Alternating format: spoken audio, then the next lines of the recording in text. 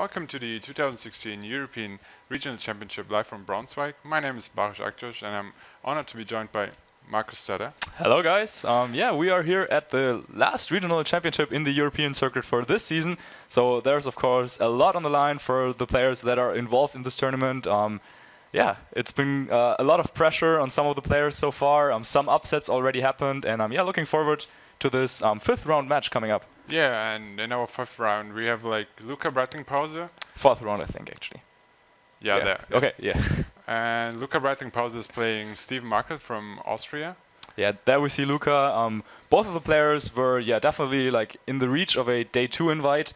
In the end, Luca Breitingpause's nationals finish was probably not as satisfying as he would have hoped. However, Steven on the other hand was able to make it to the top 4 in that tournament that happened just last week over in Kassel, and now he's trying to gather just a little bit more of those championship points to make sure that he will be at the Pokemon World Championship in San Francisco happening in August.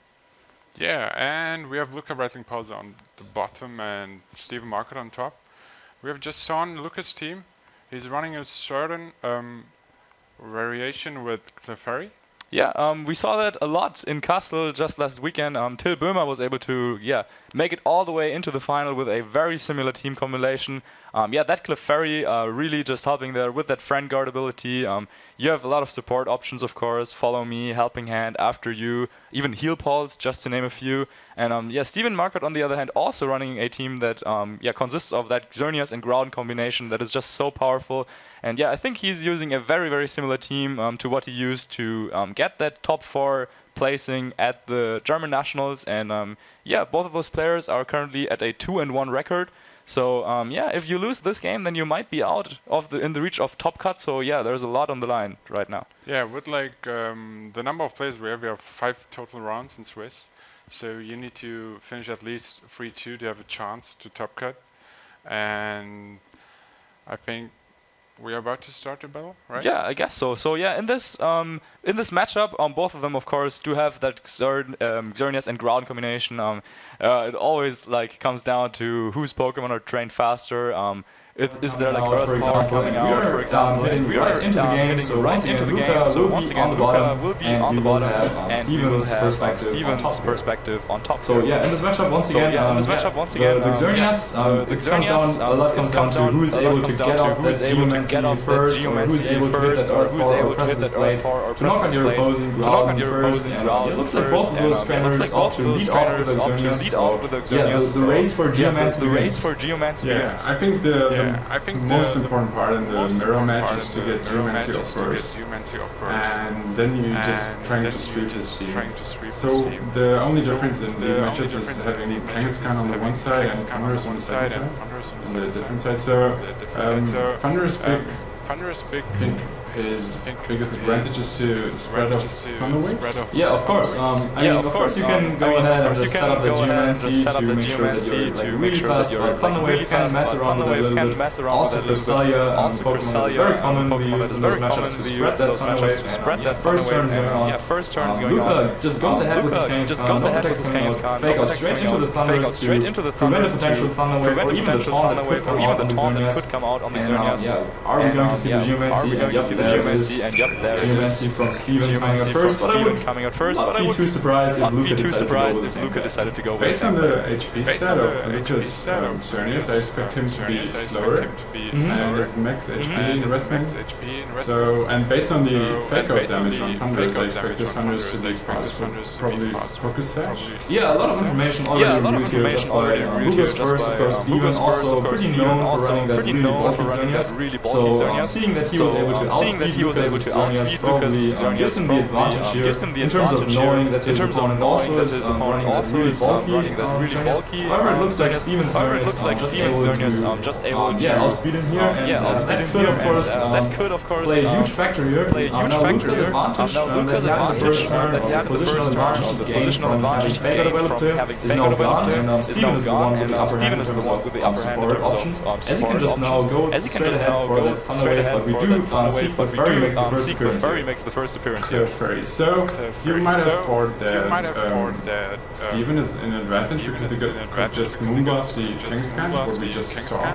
There it is, Moonblast coming out. Thunderwave went into the protect, and the Moonblast is enough to knock out that Clefairy. So, yeah, pretty much a lost turn for Luca here. He wasn't able to get in this Clefairy safely. He probably would have hoped to see that Clefairy hang in, for example, take that Dazzling Gleam that Xerneas runs so commonly. Yeah, instead, Clefairy just goes down. However, now that gives him the opportunity to switch in his Kangaskhan, and now that Fake Out pressure is... But I expect Steven just to go for the double protect, just to stall out the Fake Out, and then he's just in the same position as in the second turn. Yeah, that's true. However, of course, Luca also has that option to go for a Aura Punch on Xerneas to boost his attack stats if he is willing to do so. But I do think that you analyze that correctly. As long as Steven is running Protect on both of his Pokemon, and I would be very surprised if he's not. And I guess that is what we're seeing here. Both Pokemon in Ball just go for Protect, so now that Fake Out is burned. And Steven basically just was able to take out that Clefairy for free, and nothing really happened. So I think it's pretty difficult for Luca to come back in this match. Even though he has the bulkier Xerneas, Steven can just moonblast the Kangaskhan or whatever comes in right now. And we see the Thunderwave as well, so pretty difficult times for Luca. Yeah, Thunderwave coming out and Moonblast from Steven's Xerneas, probably straight into the Kangaskhan. That will be enough to knock it out. Yeah, maybe it would have been better for Luca to just let his own Kangaskhan faint and then bring in Clefairy safely, to be able to go for that follow me and then probably Dazzling Gleam, knock out the opposing Thunders. That way he could have prevented his Xerneas to be paralyzed, but he decided it was more valuable for him at that point to save the Kangaskhan for later on.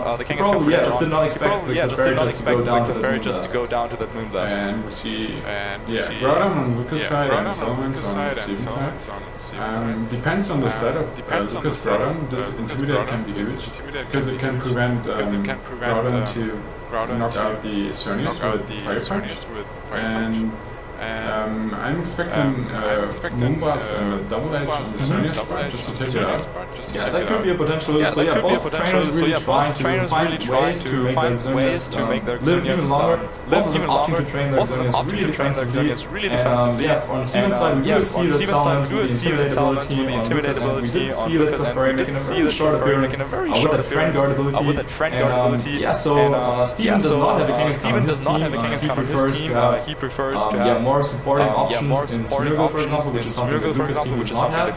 But I do think Steven now really got himself into a position could just take the game this turn depending on what happens. So let's see if Salamence decides to go for double edge or Hyper Wars. Mega Evolution coming out, and Dazzling Gleam, no Protects coming out on Lucas. He could have tried to make something work here, bait out double Protect into one of his Pokemon. Yeah, he probably felt like he couldn't take this game anyway. Xerneas actually able to hang in there despite that Dazzling Gleam and the boosted Dazzling Gleam and the double edge. So maybe there's still a chance for Luca to come back here if he picks up both KOs with his Dazzling Gleam. Comes out, Salamence will for sure go down, and also Xerneas goes down. Now this really comes down to the wire. We're probably expecting to see a Groudon as Steven's last Pokemon, but depending on how the Groudons are trained, it'll probably come down to who is able to land that Presence Blades first and who is able to connect and KO. I think based on this play from Steven, I expect him to not know how bulky the Xerneas is. Yeah, certainly. He probably could have expected it based on seeing that his own Xerneas was faster, but he probably thought that just going for the Dazzling Gleam and double edge would ensure the KO on Xerneas. Yeah, Lucas is training really paid off there, and potentially just the Moonblast and the double edge into the Xerneas would have been the better play, or the safer play for Steven. But then there's also the option of some good moves coming from Groudon. We've seen him or Ice from time to time, or even something like Rock Tomb to slow down the Salamence opponent. But as it looks, it'll all come down to the Presence Blades. Exactly. As strong as Groudon might be, and there it is. Coming out, Steven's Groudon hitting first here. That should be enough to knock out the Xerneas and also the Groudon. So in the end, Steven is able to prevail and take that first game, but wow, that got a lot closer than we were expecting. For sure. After turn 3 or 4, we expected Steven just to sweep. Yeah, he got the pickup on Clefairy for free basically, and then he was able to KO the Kangaskhan. But yeah, it just goes to show how strong and how threatening those restricted Pokemon Xerneas and Groudon really are, and you can just never really write them off, even if that Xerneas was paralyzed through the second half of the battle. There was still a chance of a comeback for Luca, and yeah, depending on how the Groudons are trained, yeah, that is basically what sealed the game here. Yeah, what Luca might need it is a miss on yes, press with blades, of course, that can miss. We should not forget that his Groudon was dropped attack stat once by Intimidate. Yes. So even though it's a single target move in this case, I doubt that it probably wouldn't have been enough. But yeah, Luca just really tried to play out his odds and was able to take out the Xerneas and the Salamence at the same time, which gave him that chance to still go for that miss and hope that it would occur. Yeah, unfortunately for him, it did not happen. But yeah, Steven, you must feel like really, I don't know, happy for him if you're cheering for Steven, since yeah, this is probably the best of 3 set that he needs to win to give himself an even better shot of making it to the day 2 of the World Championships. Yeah, exactly. So one of the biggest advantages of a new circuit is that even players who lived far away from the 3 nationals we had before have a chance to get that day 2 invite based on all these regionals we have. Like we had regionals in Germany, in Austria, in Italy, so they had a lot of access to regionals. Yep. And Steven made his way to top 4 at nationals last week in Germany, and he's in a good position to secure his day 2 invite today. Yeah, definitely. I think he found a really strong team combination, a really strong team setup. That Xerneas and Groudon combination was not seen as it was not that popular at the UK National Championships that happened 2 weeks ago. And yeah, so now it looks like looking over at what happened in Germany, trainers found ways to bring the bulky Xerneas into better positions. I wouldn't be too surprised if we saw maybe Cresselia make an appearance here, since that was also something that picked up popularity after 2 nationals that have already happened. Just being able to go for that Thunderwave and Ice can be really crucial in those mirror matches, but it looks like both trainers were satisfied. Yeah, regards of their elite choices, so the same Pokemon. So I think Luca might learn from his first game, and I don't expect him to fake out his Thunders first turn, because he won't gain any advantage. I probably, based on the fake out damage, I expect Luca probably to go for the prediction to KO the Thunders. Okay. Okay. And might get it paralyzed, but he's still bulkier than the So I'm excited to see what happens. Yeah, but there's also the possibility of a taunt coming up from the Thunders. And if you're not able to get up to Geomancy and to match your opponent's Geomancy, then things can get really So yeah, I wouldn't be too surprised if he just still went for that play, but looks like he decided to switch things up a little bit, switches back to Xerneas right into the ground, anticipating the potential Thunderwave or even the taunt, nothing really would harm the ground too much. But doing that, he might be able to either KO the Thunders with a double edge or deal quite a decent amount of damage. So based on the switch, I expect him to fake out the Xerneas and just take Thunders with his Groudon. Yes, and by Mega Evolving he would gain also the speed advantage. He would be outspeeding that Xerneas in the way, but yeah, it certainly is no problem for him to just go for that. And there it is, the fake out, let's see where does he aim it into the Xerneas. So good play here on Lucas' end, I think. Unless Steven, of course, went for the reach here and went for the Thunderwave, but we will see the taunt coming out. So Xerneas obviously just flinched from the fake out, and we're going to turn 2. So Kangaskhan might double edge his Xerneas here. There are potential pressable blades from Groudon to take out Xerneas. Then again, Thunders could probably Thunderwave the Kangaskhan. Yeah, Thunders cannot really do anything to the Groudon, and once it was able to get up the Thunderwave on the Kangaskhan, can't really do too much to the Kangaskhan either. I'm sure it can go for the Thunderbolt, but in a format like this, it's really all about knockouts, and it doesn't just do enough damage. So there's also a chance that Luca might just feel like, okay, maybe I can just leave okay, maybe I can just leave the Thunderous on the field for a little bit. But if he decides to go on the offensive, he could go for, say, double edge into the Thunderous to KO it, potential focus slash, and also a fire punch onto the Xerneas. But Steven makes a clever switch here. Steven makes a clever switch here. Intimidate by switching in his Salamence, and now both attacks that Pokemon's attacks that are and there we see the double edge going to Xerneas.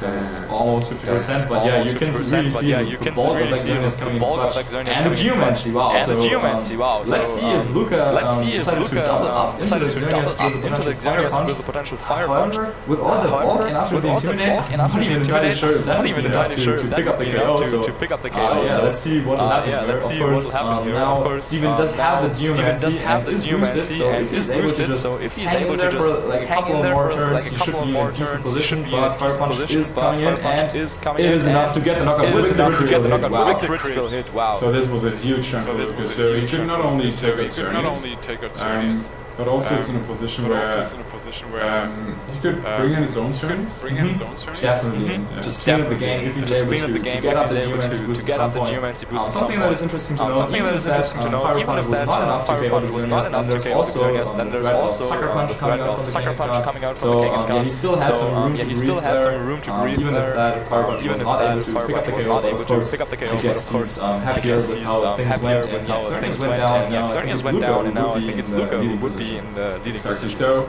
we saw Xerneas sweeping through Lucas' team in game 1, and now he lost his Xerneas without doing any damage. He took one fake out and then just died after the Geomancy. So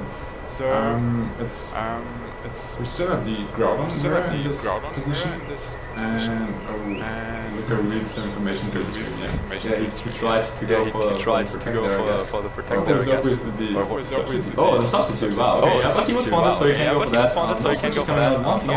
And I think that Salamence is now a keep there for Steven. Since with those hyper voices, he can do a lot of damage to both of his Pokémon. If he's also able to get off that Precious Blade, then maybe he might be able to pick up two knockouts this turn. Now let's see double edge coming out. Some tip damage to the ground, and now they come Precious Blades, no misses, I'm sure Steven is happy with that. Will it be enough to knock out both Pokémon? Yes, it is. So yeah, those spread type moves, hitting both Pokémon with both the Hyper Voice and Precious Blades, just able to KO both the Kangaskhan and the Groudon. So Luca decided to run a slower Groudon, and I think this is probably a difficult position for Luca to bring his Groudon, because he has no speed control in the Pokemon he chooses with Kangaskhan, Xerneas, and Clefairy. So his Groudon is in a difficult spot, because it just can get double targeted with Hyper Voice, P-Blades, and just can't do anything. I definitely agree here. Luca, his Xerneas and his Groudon are slower than his opponent's and he did not really try to go for that speed control that we are praising. Instead it was Steven who brought the Thunderous to spread some paralysis. I wasn't really able to do too much with that this game, but now it looks like he might still have a shot of taking this game. Clefairy and Xerneas hit the field together though. That dual fairy combination now, he can just go for like follow me, set up that Geomancy, and then maybe take the game from there, but he decides to go for the protect. Clever play. Preventing any damage coming out from Hyper Voice and Precious Blades combination that we just saw Steven do with the turn before. I like the play, and Steven decides to switch out his Salamence into Thunderous. And seeing the Geomancy going before Groudon moves is probably pretty interesting part, because some more information is being revealed here. But a sword dance coming out from Steven. That's not a move we saw in the series, but it is one that could certainly turn the tides once again. Depending on how the Groudon and the Xerneas are trained, there is potential for Moonblast to pick up the KO from here, but if Steven's Groudon is trained really bulky as we expect it to be, then that's probably not the case. Also, setting out the Thunderous here can really help him. And Luca tries to go for the double protect with his Clefairy. Maybe just going for the or even the helping hand if he has it.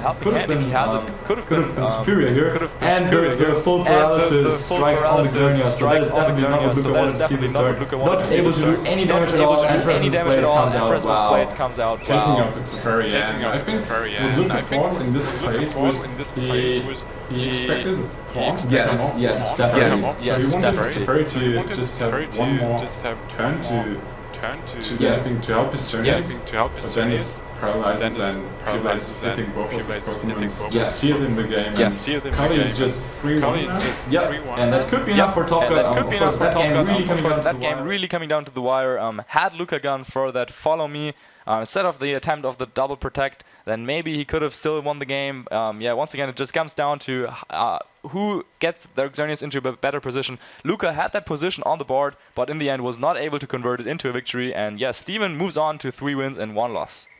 So I'm really impressed by Steven's success so far. So he's 3-1, probably in Top Cut after top 4 in Germany. That's pretty solid so far. Really strong performance here coming out from him. Once again, if he's able to make it to this Top Cut, then he should seal up his invitation to the World Championships. And pretty cool set. And I'm sure that we will have some more interesting games coming your way. And we will see you soon for the next round. Thanks.